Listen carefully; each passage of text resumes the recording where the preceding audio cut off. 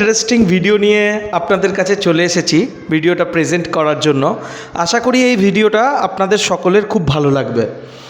আর আপনাদের যদি ভালো লাগে আপনারা কিন্তু ফলো বা আমার চ্যানেলটা সাবস্ক্রাইব করতে ভুলবেন না। আমি অনেক কষ্ট করে আপনাদের জন্য এই ভিডিওগুলো প্রেজেন্ট করি যাতে আপনাদের দৈনিক জীবনে এই ভিডিওগুলো 1% হলেও একটু ইম্প্যাক্ট ফেলতে পারে। এটাই আমার সবসময়ের প্রচেষ্টা এবং ভবিষ্যতেও এই প্রচেষ্টাটাই আমার থাকবে। তো আজকের যে ভিডিও প্রেজেন্টেশনটা আমি প্রথমে বোর্ডে লিখে নিচ্ছি যাতে আপনাদের সময় নষ্ট না হয়। তো ফার্স্টে এটা হচ্ছে আপনার মান্থলি বাজেটকে কিভাবে অ্যালোকেশন করবেন তার জন্য একটা প্রপার রুল। এই রুলটাকে বলা হয় 50-30-20 বাজেট রুল। ঠিক আছে, এটা ইন্টারন্যাশনাল স্ট্যান্ডার্ড ওয়াইজ এই রুলটাকে বানানো হয়েছে। পার্সোনাল ফিন্যান্সের জন্য এটা খুবই গুরুত্বপূর্ণ একটা বলতে পারেন রুল। ঠিক আছে, it's one kind of thumb rule. তো এই থাম্ব রুলটা আপনারা আপনাদের চাকরির সোর্স থেকে বা আপনার প্রফেশন থেকে যে টাকাটাই মাসে ইনকাম করুন, কেউ 10,000 টাকাও করতে পারে, কেউ 1,00,000 টাকাও করতে পারে, কেউ 50,000 টাকাও করতে পারে। এই প্রপার অ্যালোকেশনে দেখুন একটু তো এদিক ওদিক হতেই পারে, ইচ অ্যান্ড এভরি মান্থ আমাদের সমান যায় না। এই প্রপার অ্যালোকেশন যেটা হচ্ছে 50-30-20 অ্যালোকেশন, এই অ্যালোকেশনে যদি আপনারা ইউজ করেন তো আমার মনে হয় আপনারা খুব বেশি বেনিফিটেড হবেন আপনাদের লাইফে, এবং আপনাদের লাইফের যে পার্সোনাল ফিন্যান্সের ঘড়ি সেটা একদম খুব সুন্দর চলবে। সেজন্যই আপনাদেরকে বলবো প্রথমেই দেখুন যে 50%টা নিডের পেছনে আপনারা ইউটিলাইজ করুন। আপনাদের যে নিড আছে, যেমন হচ্ছে অনেকে রেন্টেড অ্যাকোমোডেশন নিয়ে থাকে, তাদের রেন্ট পেড করা, বা হয়তো চাইল্ডের এডুকেশন টিউশন ফিস দেওয়া, বা বেসিক গ্রোসারিজ বা বেসিক যে স্টেশনারি লাগে, তারপরে হচ্ছে ইউটিলিটিস, বিভিন্ন ইলেকট্রিক বিল, ফোনপের বিল, গ্যাস বিল, এগুলোকে মেটানো।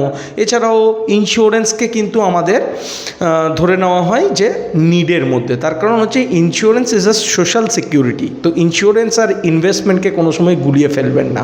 মেবি আপনি হয়তো ফিউচারে একটা ম্যাচিউরিটি অ্যামাউন্ট পাবেন, কিন্তু ইন্স্যুরেন্সের প্রাথমিক উদ্দেশ্য হচ্ছে আপনার ফ্যামিলিকে প্রোটেক্ট করা। সব সময় এটা মাথায় রাখবেন, ইন্স্যুরেন্স ইজ আ নিড।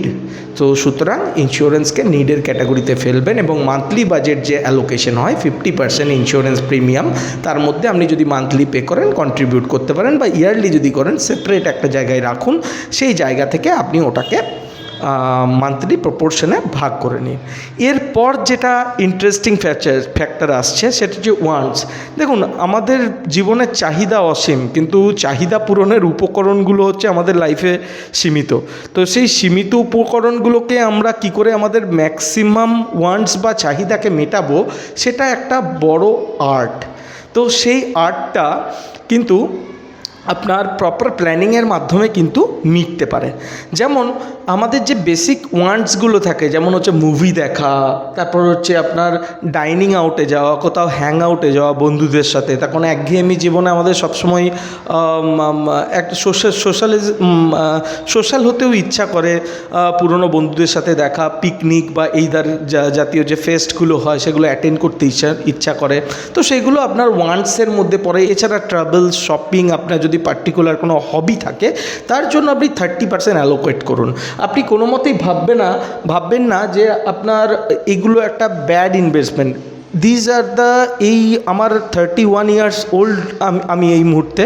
তো এই বয়সে এসে আমি যেটা উপলব্ধি করেছি যে আপনার হবিজ, আপনার ট্রাভেল এক্সপিরিয়েন্স, এগুলো কিন্তু আপনাকে একটা পরিপূর্ণ মানুষ হতে সাহায্য করে।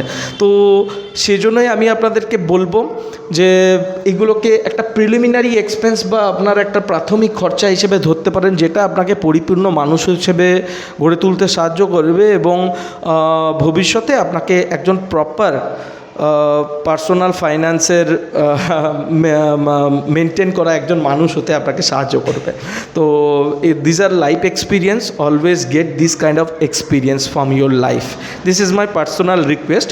বাট অবভিয়াসলি একটা এখতিয়ারের মধ্যে আমি এমন কিছু ব্যয় করব না যেটা আমার ভবিষ্যতে একটা বিশাল বড় খরচা হয়ে দাঁড়ায়। যেমন অনেককে দেখেছি ট্রাভেল করতে যাওয়ার জন্য ইএমআই, অযথা এক্সপেন্স নিয়ে নেন তারা।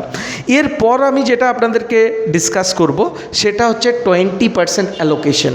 These are the 20% allocation for your ফিউচারে আপনি কি করতে চাইছেন, যেমন আপনি সেভিংস বা আপনার ইমার্জেন্সি ফান্ড বিল্ড করা। আমি তো অনেক সময় বলবো যে ইমার্জেন্সি ফান্ড ইফ পসিবল তাহলে এই 50%-এর মধ্যে থেকেই তৈরি করবেন, তখন this are need, but as per rule আপনি এই 20%-ও এইখানে অ্যালোকেশনে রাখতে পারেন।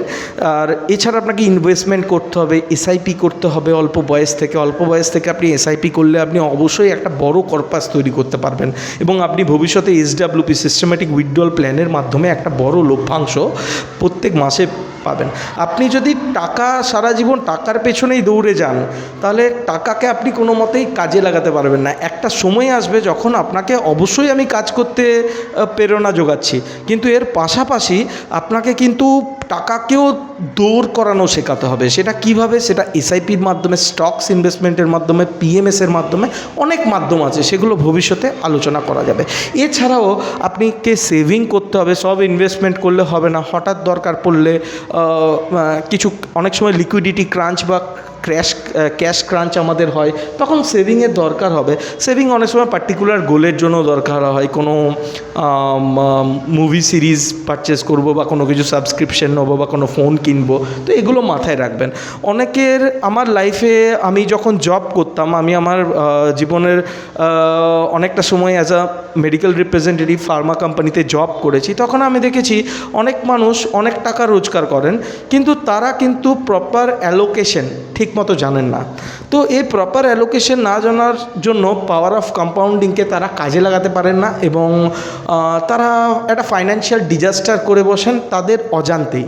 তো সেজন্যই আমি আপনাদেরকে রিকোয়েস্ট করব আপনারা যেন এই ভুলটা না করেন।